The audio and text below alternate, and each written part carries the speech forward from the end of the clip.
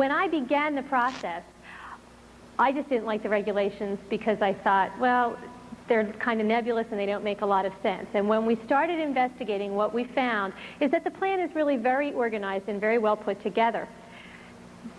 The plan is to move education away from what we have right now, which is traditional education. That's, you have so many Carnegie units, you had 4 classes of math and 4 classes of English and so many classes of history to graduate, to what is called outcome-based education. Outcome-based education says that the student must demonstrate something in order to meet the goal and be promoted or graduate.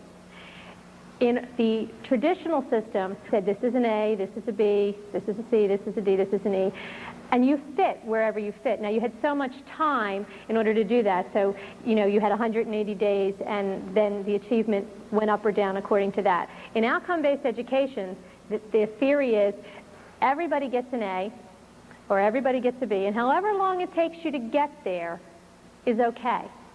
If you can get there in 3 days, then you graduate in 3 days. If it takes you 10 years, then you graduate in 10 years. Everything rides on the goals and on meeting the goals. So instead of saying the schools will teach, the theory now is the student will demonstrate. And so it's a major shift in the way we look at education. In order to understand that, I want you to think of a telephone salesman. Have you ever gotten a telephone call from a telephone salesman? Pick up the phone and the salesman says, hi, he asks you 3 or 4 questions. I'm selling purple shoes tonight, so I want to know, are you a shoe owner? And you say yes or no, and I say, do you like the color purple? And you say yes or no. Do you buy your own shoes, or does your husband buy your shoes, or your wife buy your shoes, or your children buy your shoes, or does some other person buy your shoes for you? And you say yes or no. That's my pre-test. I have just established the baseline data. Now I know where you are, so I can begin teaching you about why you need purple shoes. That's the pre-test. Now that I've established that, I'm going to do my sales pitch, and I'm going to give you 10 reasons why you really, really need purple shoes, and you can't live without them and you want them. That's the curriculum. I have taught you something. I'm done now. Would you like to put that, Mrs. Smith, on your Visa or on your MasterCard? That's the post-test. I am assessing you to see if you have met my goal or not. My goal is that you're going to buy my shoes. You say, put it on my Visa. You have met the goal. I'm going to say thank you very much, and you may graduate from this conversation, and I'm going to hang up. You say, no, you have not met the goal. I am going to say, well, why not? What is your objection? And you're going to tell me, and I am going to remediate you. I'm going to put you through another sales pitch to make you want my purple shoes. That's remediation. You're going to walk that loop with me one more time, and at the end of the remediation, I'm going to say, should I put this on your Visa or your MasterCard? I'm testing you again. That's a reassessment. If you say, yes, you have met the goal, you may graduate from the conversation, and I'm going to hang up. If you say, no, I'm going to say, what is your objection? And I'm going to remediate you again and test you again. Now, if you would stay on the phone indefinitely, I would keep making you walk that remediation loop until you finally said, yes, you're going to buy my shoes, until you meet the goal. However, in a telephone sales call, you can say, excuse me, I've been remediated enough, I'm never meeting your goal, and you can hang up the phone. A child in a classroom cannot hang up the phone. They are going to be remediated again and again and again and again until they meet the goal. That's outcome-based education. Everything rests on the goals. That's the ladder that everything rests on. So when I started getting involved way back in the fall, I looked at the goals because that's what everything rests on. I thought I'd find geography, history, spelling, reading. I found adaptability to change, ethical judgment, self-esteem, family living, proper environmental attitudes, understanding and appreciating others. And I went and met with Mr. Fear, who's the executive director of the State Board of Education in Pennsylvania, and I said, where did you get these? And with every goal, there was a list of exit outcomes. That's the specific behaviors that the child has to demonstrate in order to prove that they met the goal. The child just can't say, I met the goal, I understand others, isn't that great? The child has a list of behaviors that they have to demonstrate in order to prove that they met the goal. So I said to Mr. Fear, well, where'd you get the goals? And where did you get these exit outcomes? Where did they come from? And he said, oh, we had committees meet all over the state. And we brought together teachers and parents and other groups, and we got together and had consensus forming, and we reevaluated them and redid them, and they came up with over 500 student learning outcomes. And I said, well, okay, what did they base it on?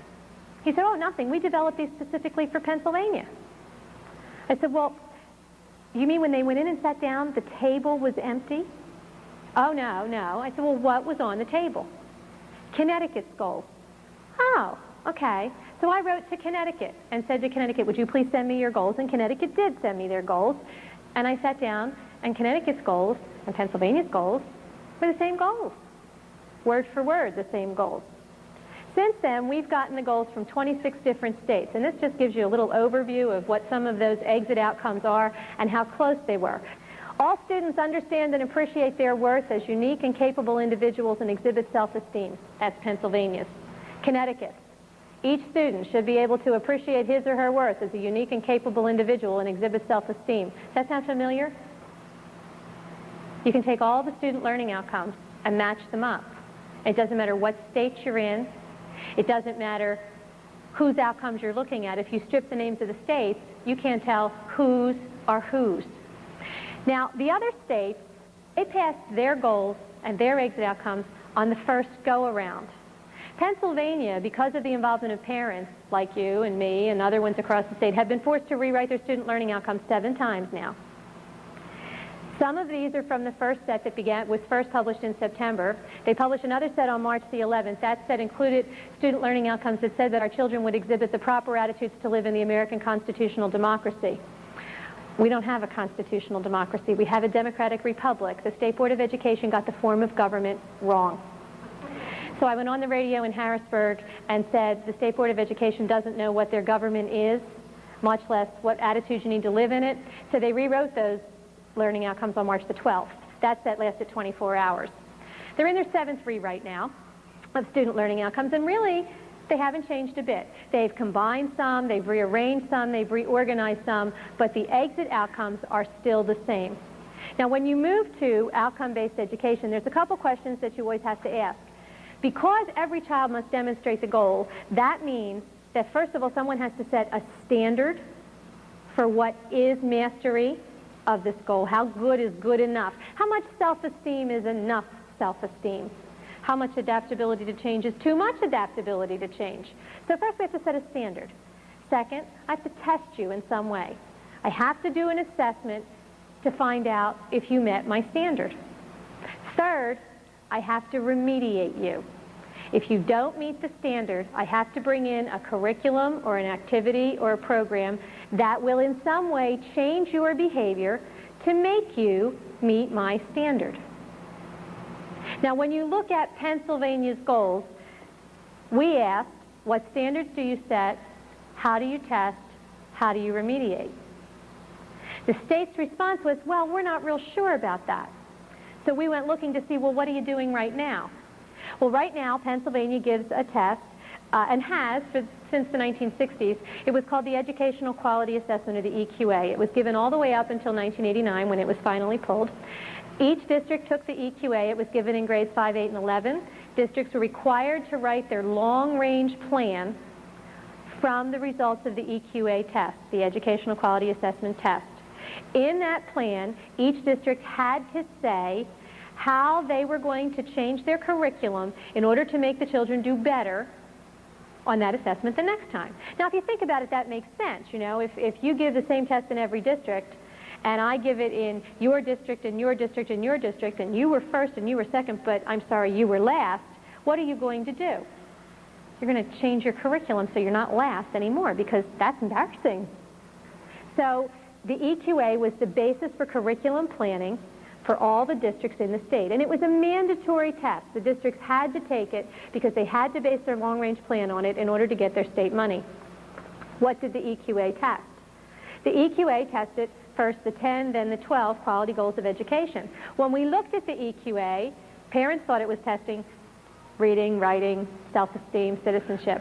It tested locus of control, whether you are an internally motivated person or an externally motivated person, whether you stand up against a crowd or whether you go with the flow.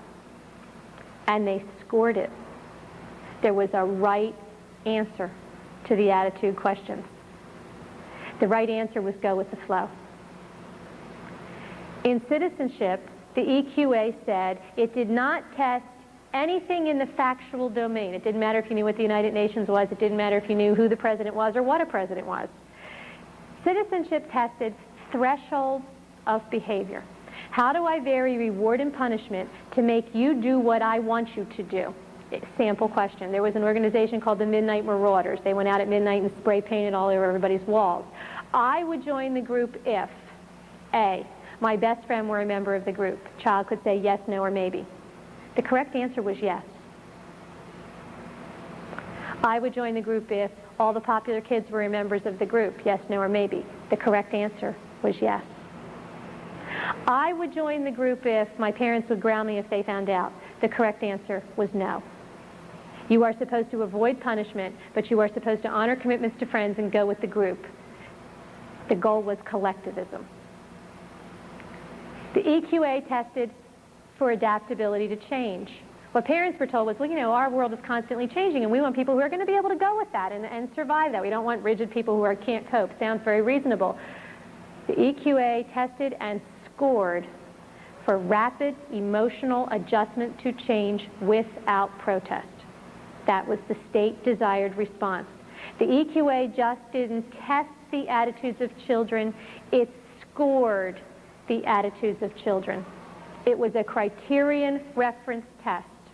That means there's a right answer and a wrong answer, and I say what it is. The bottom criteria for the EQA was that students would exhibit what the state called a minimum positive attitude. The 11th grade EQA was written on a reading level between 5th and 8th grade. The EQA, out of over 400 questions, 30 of them were academic, and 385 of them were attitudes. When the district took the EQA, they got back a list from the state of where they fit with other districts in the goal. They had to write their long-range plan in order to change their curriculum to have their children achieve the minimum positive attitude. Well, how did they do that? What did they change? The state said, we'll help you. And they brought in technical assistance, either in person or in what were called resources for improvement packets that the state made available to the districts. Those packets included lists of what were called validated programs.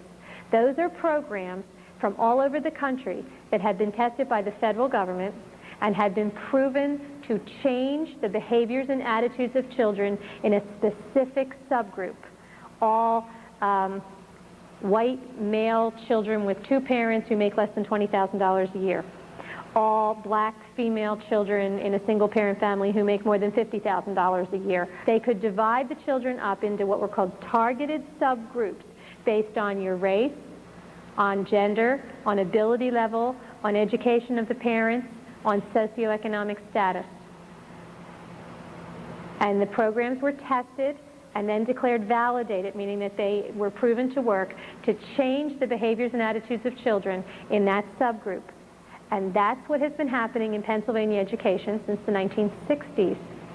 Our curriculum has been moving away from academics and into minimum positive attitude since the EQA. And the EQA is still driving the curriculum because districts used it for long-range planning up till 1989. Why did they stop? They stopped because a mother down in Washington County named Anita Hogue had a son who took the EQA. He came home and said, Mom, this test was really weird. She said, you must be wrong. I'm going to go down to the school and look. And she went down to the school and she said, I want to see the test. And they said, no. And she said, see, I'm the mommy. I'm allowed to see the test. And they said, no, you're not. It's a secure test. Nobody's allowed to see it. Big fine if you see it. Mrs. Hogue is the type of person that when you say no, she flunked locus of control. You know, made her want to do it more. So she wound up writing to the state and finally got a copy of the test and the scoring, which is how we got it. she filed a complaint with the Federal Department of Education alleging that the EQA was a violation of the Federal Hatch Act, federal law, that it was violating her rights to privacy, and it was against the psychological testing portion of that law, and the federal government agreed with her and said the EQA was a psychological test, it was in violation of law, and Pennsylvania had to enter into a consent agreement with the federal government, which resulted in policy being issued by our department saying they wouldn't do it anymore. So what did Pennsylvania do with the consent agreement? Well, in 1988, when Mrs. Hoag's complaint began to surface, then Commissioner of Education Donna Wall issued a memo saying, we're going to withdraw the EQA until we incorporate it into the new Pennsylvania assessment system. In 1990, the Pennsylvania assessment system was first piloted. The first assessment was called the Pennsylvania Health Assessment. It says right on it, this is the revision of the EQA. This year, the Pennsylvania assessment system tested reading, math, and writing. Is it the same test? Has a different name, but their own documents say it's the revision of the EQA. In that 1988 memo, Mrs. Wall says that by 1993 we will have completed the revision process. If you look at the regulations that the state is promulgating right now, it says by 1993 the state will once again test all the goals. Timetable hasn't been interrupted at all. Initially, the sentence ended there. Now, because of the involvement of parents, it says, and parents have the right, they have to go back through public hearings to do that. Is that a victory? Not really. The regulatory process in our state really isn't controlled by the legislature. It's controlled by appointed bureaucrats who really don't care what you think. They sit at the meetings, they follow the letter of the law, they give the time, but your input is not really input. Example, in February of this year, the State Board held a public hearing on the student learning outcomes and the regulations. The room was big enough to hold 80 people, 500 showed up. They would not move the room. And we began the meeting with an attorney for the parents saying it would really be helpful to facilitate dialogue and consensus if we could get some really basic questions answered here. And the State Board said, we're not here to answer any questions. And he said, okay, I can appreciate that this is a public hearing and this is public comment and you're not here to answer any questions, but parents have been asking these questions now for 2 years. Where do they go to get the questions answered?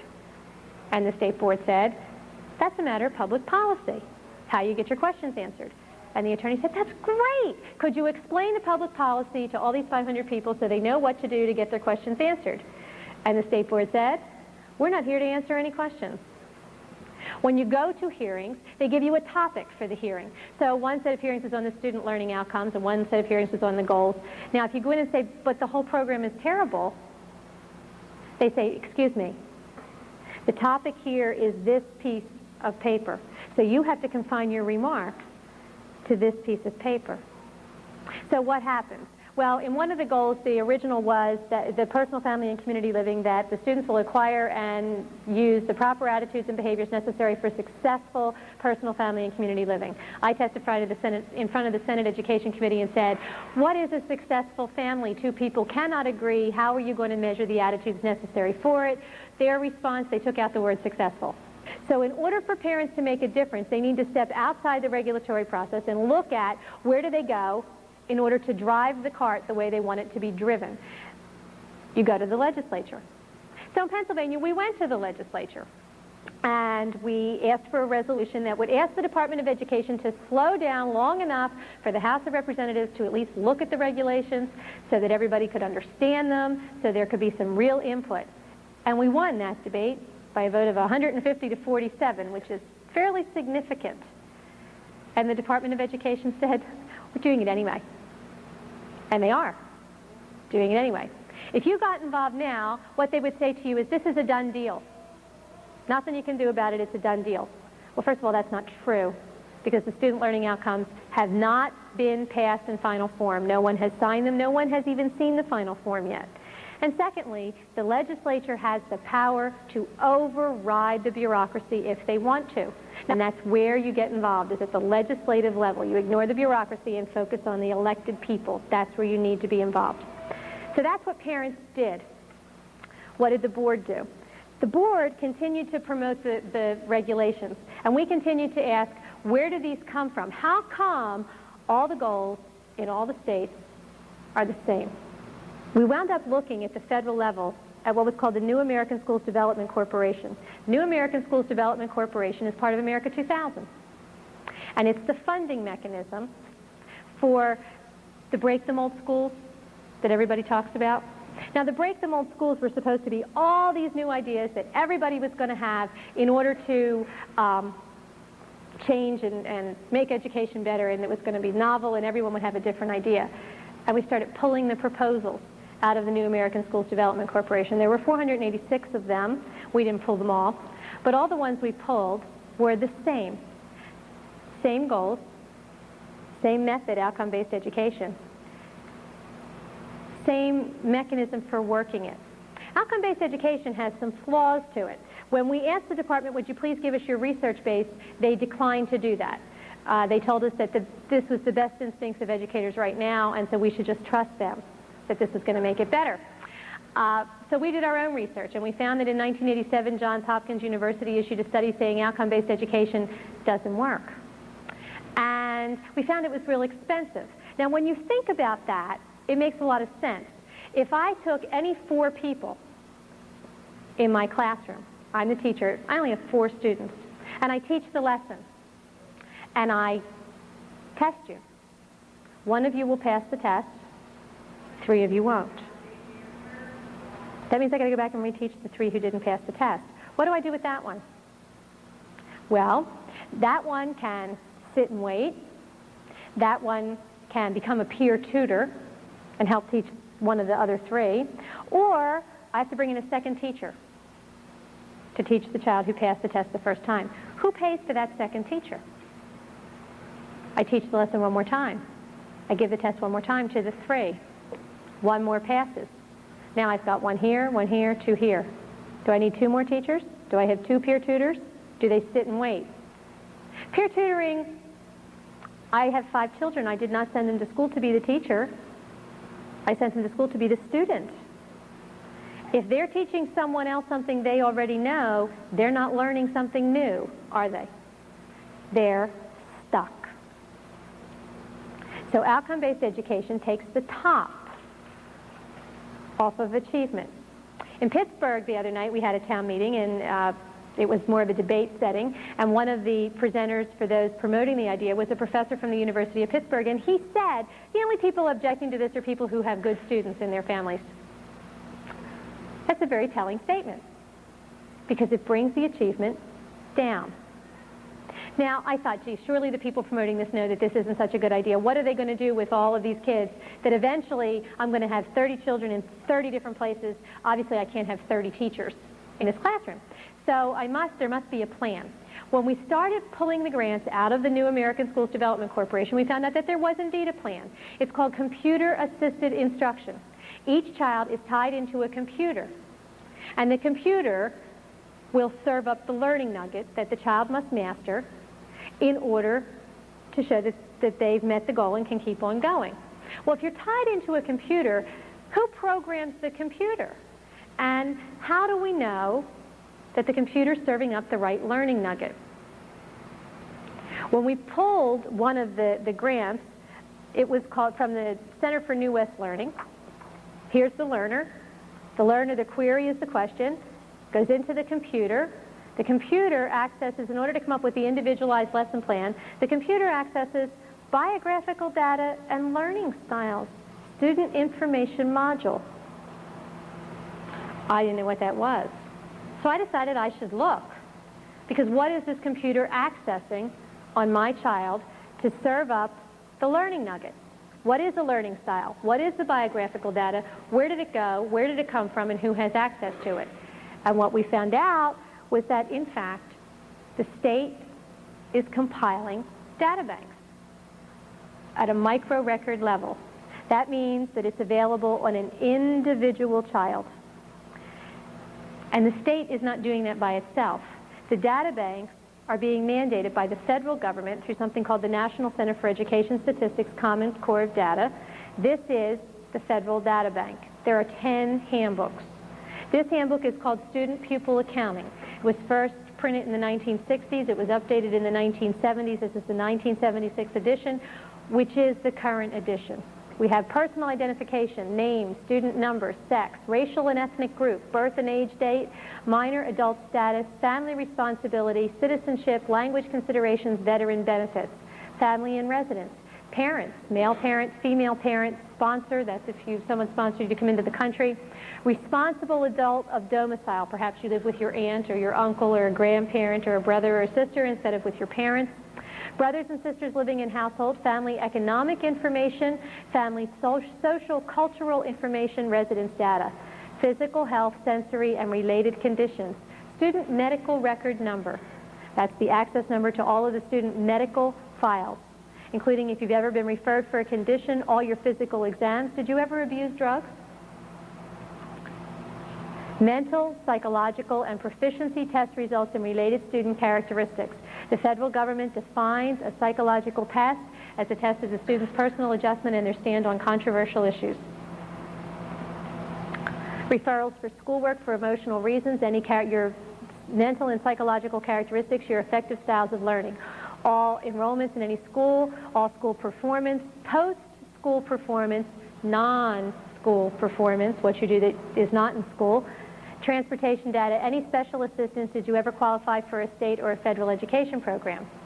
Now, this is one of 10 handbooks. There was one on staff accounting, there's one on property accounting, and what we found in the property accounting handbook was that it included a little graph that shows, this is the graph, that shows how all the data is linked. The data on the child can be linked to the data on the teacher, can be linked to data on the curriculum at an individual level so that everything can be tracked. So I know that if Johnny from this kind of a background is in Mrs. Smith's class who has that kind of a background with textbook B, this is how Johnny's going to do. If I want to change Johnny's behavior, I can change his teacher, his textbook, or try to change something in his background. All the data is linked. This was the Property Accounting Handbook. Now, when we first started looking at this, we asked the state and then the federal government, were these used? And they said, oh, no, these were never used.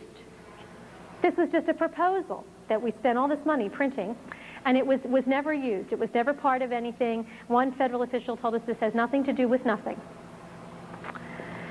In the meantime, a parent in Pennsylvania had a child in a guidance program, and the guidance program included an activity on decision making, and the activity was a paper that the little girl who was in 7th grade had to fill out, and the paper was like a final exam, and if she didn't do it, she didn't pass the course, and the paper said, every family has some people who crave attention. Who in your family is the loudmouth? Every family has some people who are very competent. Who in your family meets that characteristic? Which would you rather be like? Why? The mom wasn't real happy with this particular curriculum thing, and so she objected. And she went to the school and she said, my daughter's not doing this. She's opting out of this activity and your class. And the school said, you can't do that because it's a mandated class, it's mandated by the state. And she said, oh, really? So she went to the state and she said, I'm opting out. This is against my principles, I don't agree with this, I don't like this, I'm opting my child out. And the state said, you can't opt out. It's mandated by the federal government through something called the Drug-Free Schools and Communities Act. You remember the Drug-Free Schools? We all thought that it was stopping drugs. This is the Drug-Free Schools and Communities Act. These are the 1992 guidelines from the Pennsylvania Department of Education. They're the same in every state. The Drug-Free Schools and Communities Act mandates what programming had to be brought in by the local school district in order to meet the state regulations which came from ultimately the federal government. It mandated that guidance services had to be provided. It mandated that psychological services had to be provided, that decision-making had to be provided, that self-esteem had to be provided. These were all mandated services. And when we look through the book, it gave us a whole list of what were called budget accounting, little codes with little numbers, talking about each of the services that had to be provided. So we went hunting for these numbers to see where did they come from. We found them in the National Center for Education Statistics Staff Accounting Handbook that was published in 1974. And they matched. Here are some of the Pennsylvania guidelines from the 1992 book, budget number 2143, Psychological Counseling Services. Federal government book, 1974, number 2143, Psychological Counseling Services. Language is identical.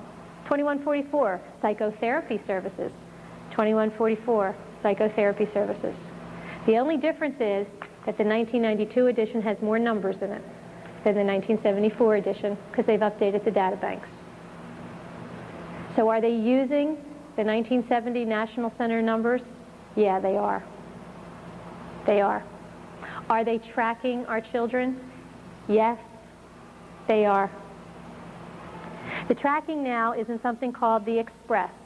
This is the Express. It's called the Exchange of Permanent Records Electronically for Students in Schools. This is the information that they compile on the children. This says that any education agency, local, state, or national, can access the data without parental knowledge or consent or notification. The data includes family unit number, all the people in your house, has your child ever been involved with a social service agency, all medical records, includes all performance, includes if they've ever had a behavioral problem, a discipline problem, and gives the receiving agency the name of a contact person and a phone number so they can call back to get more information that is not included in the data bank without parental knowledge or consent. It says that if it goes to a non-school agency, there has to be knowledge and consent.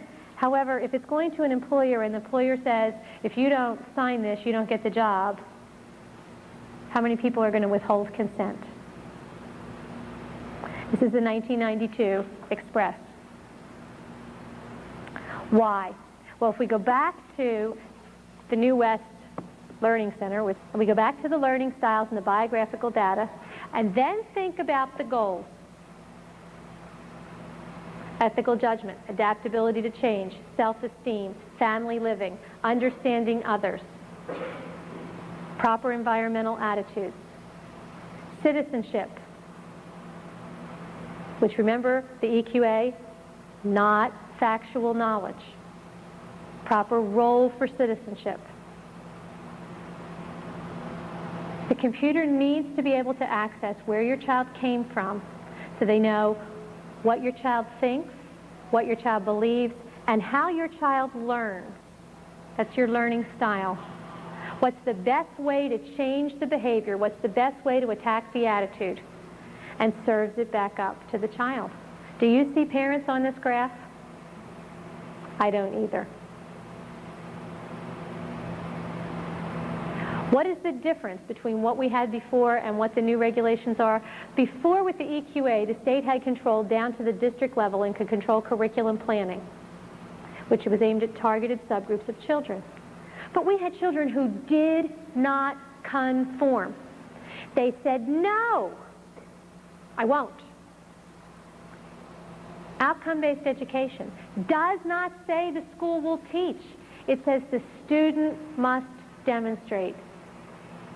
And through the computer, the control goes down to the individual child.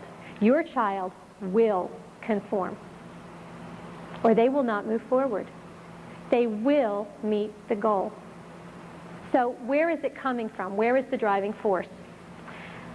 As we started tracing back, what we found was a report called the SCANS, Secretary's Commission on Achieving Necessary Skills. This is the 1992 edition. This was not written by the Secretary of Education. This was written by the Secretary of Labor. And this, I first saw this report in something I got from the University of Pittsburgh when they were implementing and teaching the implementation of the Pennsylvania regulations. And so we went back to the federal government and got the original. what we found is it's not being driven by education. It's being driven by the big, big, big industries. That's who's driving the changes. When we read the scans talked all about what we need to have the proper worker of tomorrow. And the children were not referred to as children. They were referred to as human resource material, human capital. Just like, you know, your building and your coal or whatever, your wood, whatever you're making, your capital. And this is business telling education what business needs or wants in the worker of tomorrow. This report says, well, you know, all these things we're talking about here, the necessary skills, this isn't pie in the sky. We're already doing this. And then they gave us a list of the things that they were already doing. One of the lists that they gave us included a contract called WorkLinks from Educational Testing Service. This is the resume. This is an electronic computer resume. Jane Smith is pretend. There's her workplace competencies, her interpersonal skills. She takes each test and she has to master the proficiency level, academic, and here's her personal qualities. And she's rated. She only got a good in honesty. Jane Smith is 19. She has not mastered the skills, so Jane Smith is still in high school. This is a high school resume. When I first started debating this issue, I used to say to the press, well, see, this is not the schools will teach, this is the student must demonstrate. So, you know, even if it's a value we agree on, like honesty, should the state be able to set a standard for honesty and test a child's honesty and then deny a child a job or a promotion because they didn't meet the state's honesty standard? It was a joke. And 2 weeks ago, we found there really is an honesty scale. We called the Department of Labor. They said, we're not doing this. They are. It's being piloted in the state of Indiana. They are doing this. We got it from the University of Pittsburgh. Again, it's an electronic resume.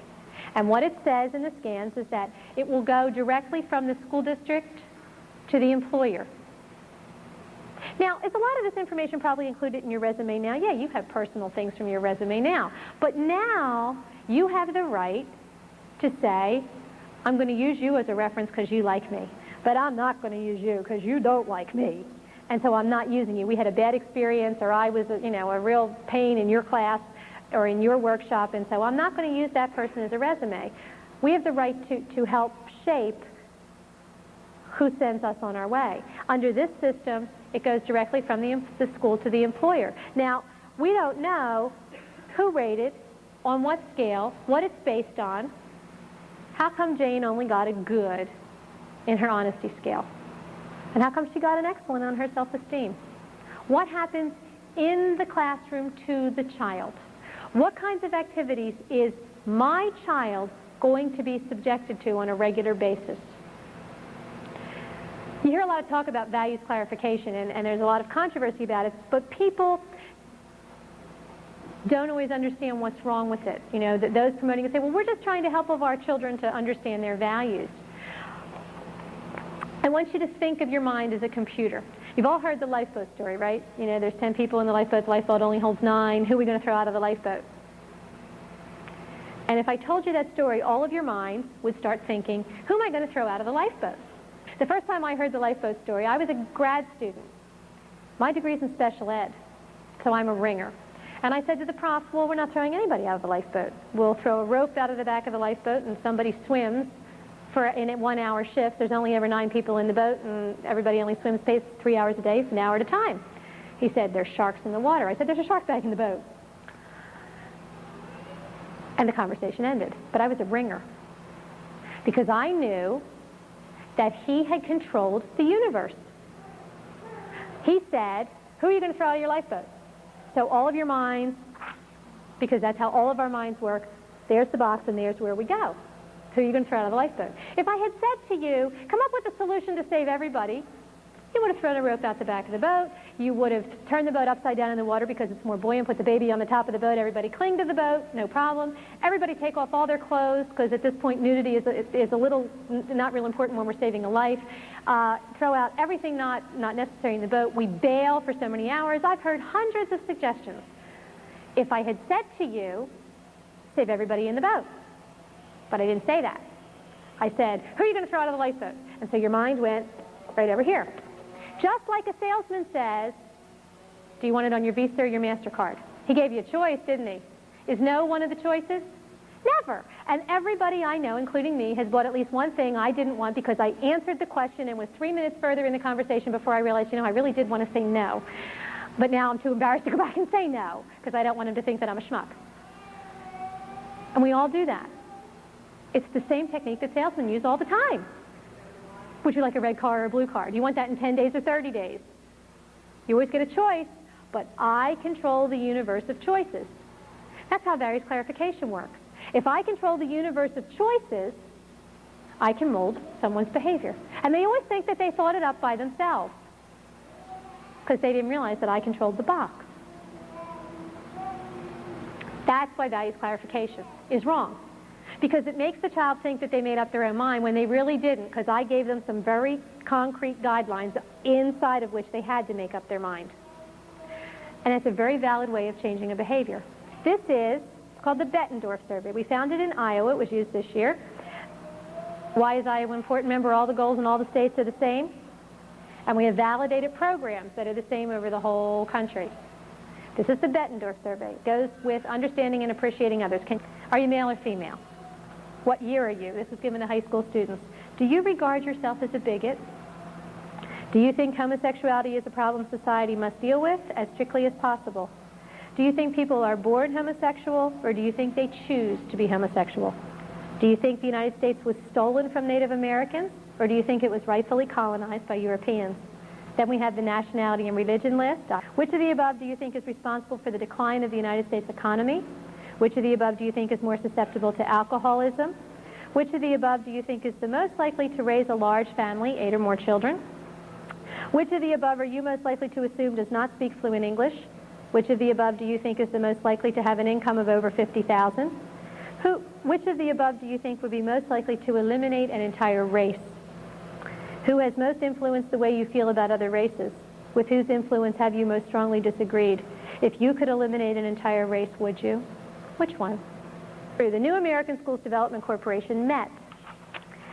I told you there were 486 grants given to them. On July 9th, they gave a list of the places that got the money, and they gave out 11 grants. Now, I've been telling you that the grants are the same, and I've been telling you that this is talking about who owns the children, and that, in this case, business and the state think they do, and we need to start saying we do. What kind of programs got the money? This is the Connect School, a design for 21st century schools, Massachusetts. It's for K through 12 inner city children. The curriculum will be radically transformed. Portfolios, products, and performance assessment techniques will focus not just on subject matter, but on their abilities, dispositions, and attitudes critical for life and work. This one is in Minnesota. It's called the Community Learning Centers of Minnesota. Social service agencies will offer needed services on site at the school, integrating services with education. Teachers will retain their school charter only so long as state learning goals are met. Many times as I've traveled and talked to people about what's happening in Pennsylvania education and why parents need to get involved, I get told, well, you see, it doesn't matter to me because my children don't go to the public school. My children are in parochial school, they're in Christian school, they're in private school, I homeschool. Simultaneously with the new regulation changes, teacher certification is changing. And in order to be certified, teachers will have to demonstrate that they are competent in outcome-based education and that that's what the colleges will teach, that's what the teachers will learn. Non-public schools have to have certified teachers too. Accreditation is rolling over away from traditional accreditation into outcome accreditation. Non-public schools get accredited because it does better for you if you're going to college if you graduated from an accredited high school. In outcome accreditation, in order to get it, you must give the accrediting board 5 goals, 3 academic, 2 attitudinal, and you must demonstrate to them that you have tracked the change in behavior or attitude in the individual student over time. Doesn't matter whether you're public or non-public. The assessment techniques in the new regulations are what's called portfolio assessments. People think portfolio means a portfolio. I have an art portfolio, I have a science portfolio, pieces of paper. It is an electronic portfolio, much like the one we looked at in the work links, so that no matter where the child goes, whether you change schools or whether you don't, the portfolio will follow you. Please do not think that because your children are not in a public school that you are home free. You are not. The state cannot afford to let a huge bunch of children slip through the cracks, because it will be obvious then who can read and who can't. And one of the things that happens with outcome-based education is, when we talked about what happens with all the kids, achievement goes down. Now that doesn't show up because everybody gets an A. It may take you 4 years to get your A, but you're going to get an A. In the testimony in front of the House Education Committee, we asked, through representatives, we asked Mr. Fear, well, what are the state standards in math and reading going to be? I mean, the student learning outcomes say you have to be able to use a calculator. They don't say you have to be able to do it without one. The communications learning outcomes don't say literate to an 8th grade level. They don't say literate to any level. So what are the standards? And Mr. Fear said, well, every district will decide on their own. Well, that's absurd. Philadelphia, which has some rather interesting reputations in education in the state, like terrible, will say, well, if you can count to 10, you get a diploma, because then we won't have any dropouts, see? That brings our statistic right up. And Mount Lebanon in Pittsburgh, a very affluent, wealthy district, will say, you have to be able to do calculus. We can't have that. You can't have 501 different diplomas in the state of Pennsylvania. That would be ludicrous. So there has to be standards somewhere. Where are they? They won't tell us. The state says this is all local control, local decisions. But if you read the regulations say that every district must develop a strategic plan based on the state assessment, which is the EQA revisited, based on the state assessment that they must use to drive their curriculum. They also say that every district must include a local district assessment, a diagnostic assessment, to indicate how every child is doing in meeting each of the exit outcomes. Now, I want you to think about an assessment. Assessment is not easy. When you do an assessment, the test really means nothing. It's just a piece of paper with a bunch of stuff written on it. What's important is, what do I want you to know? What am I testing and how am I going to score it? And does this piece of paper accurately measure the behavior I want you to show me? Is it an accurate measurement? In order to do that, I must first define the behavior, and then I must validate the test, and then I must see if it's reliable. Am I going to get the same numbers over different student populations over time? That's expensive. I have to do research to see what kind of instruments and how do I score it and how do I set standards. Our districts can't afford that. So what do? Oh, well, see, the regulations say the state will give technical assistance to all the districts to help them with their diagnostic assessments. This year, when we gave the state assessment system that everybody, remember, complained about, one of the things that happened in there was that the state changed testing companies away from the company that did the old TELS test into a company called Advanced Systems. And one of the reasons that they changed to Advanced Systems was because Advanced Systems is an expert in portfolio assessment. Now, if every district's going to do their own, why does the state care? Every district can't afford to do their own. The state is going to control it. The state is going to set the criteria. So the districts do this diagnostic assessment that the state's really going to do for them. Then the districts have to justify all their courses against the exit outcomes that the state mandates. They can't move away from those. That's the ladder. Everything is aimed at those exit outcomes, those goals that we talked about in behavior and attitudes and skills. Everything is aimed there. And everything the district does, teacher preparation, coursework, any money that they spend, what they put in their library, has to be aimed at making sure that every kid hits those exit outcomes. The district puts together a team to develop that plan. Then the school board looks at it. If there's a discrepancy between the two plans, if the school board doesn't like what the team said, they have to try to form a consensus. But both both plans, the approved one and the, quote, minority report, which is the unapproved one, go to the state. And the commissioner appoints a 3-person committee who will recommend which one is approved. And if the commissioner says that the district's plan does not meet the state standards, the state sends it back and says, do it over. And you keep doing it over until you meet the state standards that they won't tell parents anything about. Now, in the back of the regulations is a section called curriculum deficiency. Anytime a district does not do well enough in having the children meet the exit outcomes, the state can come in and force the district to implement what's called a corrective action plan. And if after a year it's not good enough, the state can take over. On top of that, we have Senate Bill 1268 that talks about the academic bankruptcy bill. Under what conditions the state can take over the local district, up to and including becoming the local taxing entity. There are a list of 6. Any 2 will do. One of the criteria says if a district is below the state average. Think about that sentence. Average means the middle. That means by definition half the districts in the state are automatically below the average. They've met the criterion before you start because that's what the word average means. The middle. One of the other criteria is if they can't pay their bills. Outcome-based education is phenomenally expensive. The state keeps saying there will be no extra money. That's because they haven't appropriated any at the state level. The districts now are starting to do their plans. We've heard $435,000 the first year, $750,000 the first year. 6 districts in the south side of Philadelphia area got together and did a 5-year plan, $16 million. And that did not include student implementation. Outcome-based education is phenomenally expensive. It will put the districts into bankruptcy. State can take over.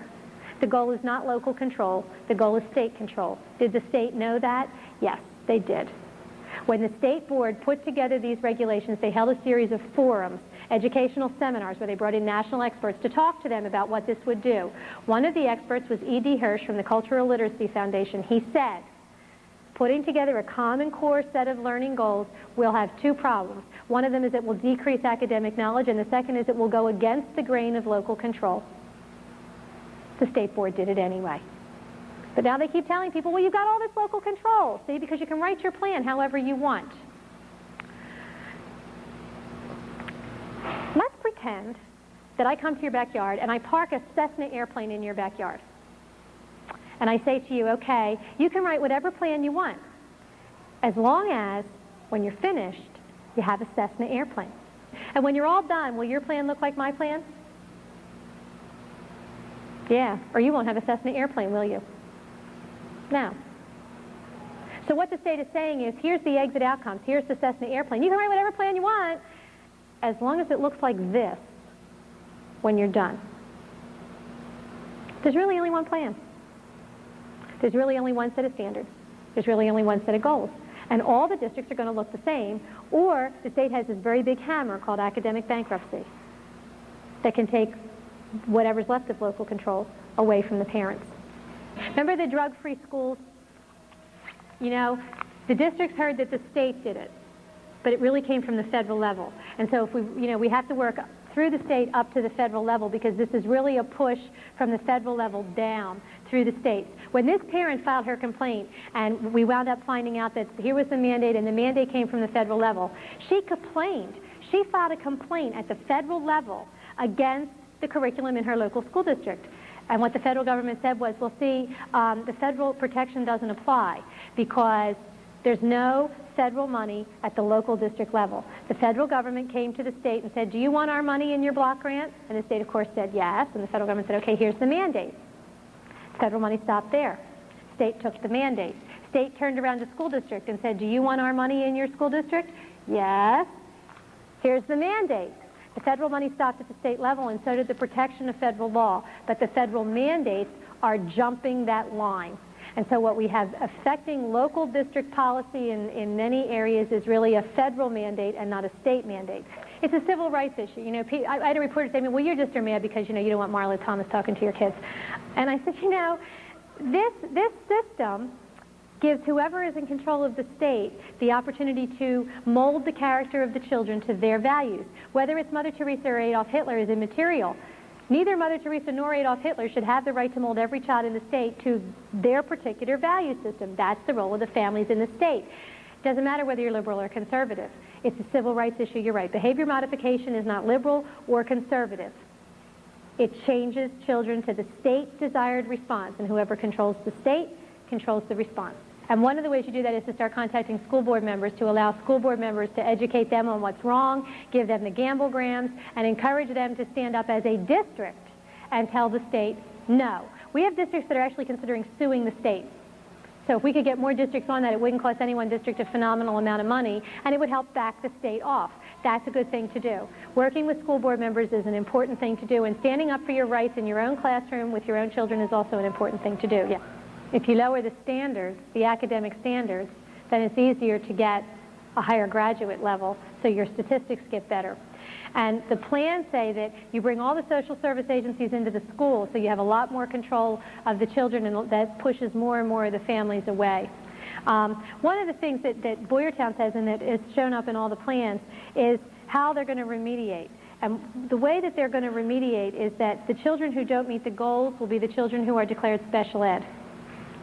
The special ed regulations are moving away from children who have a specific disability to children who do not meet the goals. The Boyertown plan, which is the prototype, says there's going to be an IEP, that's the special ed plan, for all students. In the new regulations, all students will achieve all student learning outcomes to the state standard. So if you have a child who's very good in science but terrible in art, they're going to have to be remediated in art. Where do you get the time? From science. So that all the individual differences for kids are eliminated, because they all have to meet all the outcomes at all the level. It's a, right now we have a bell curve.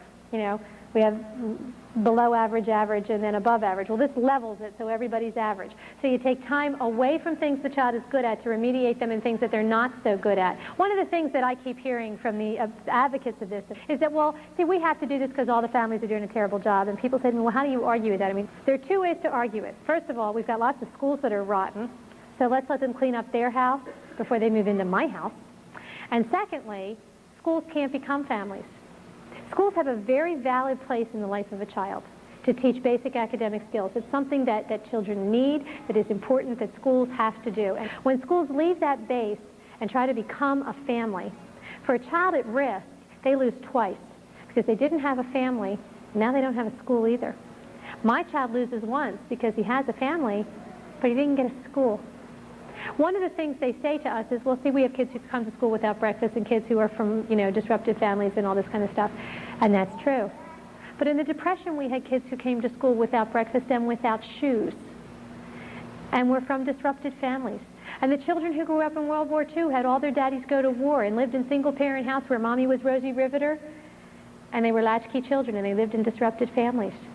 But the schools said, our mission, our goal is to teach academics so that these children, if they live in poverty, have the tools they need to escape poverty, to get out, to learn other ways of life. That's our goal, is to teach those academic skills. Our kids lose twice now because they're not getting academics, and no school can be a family.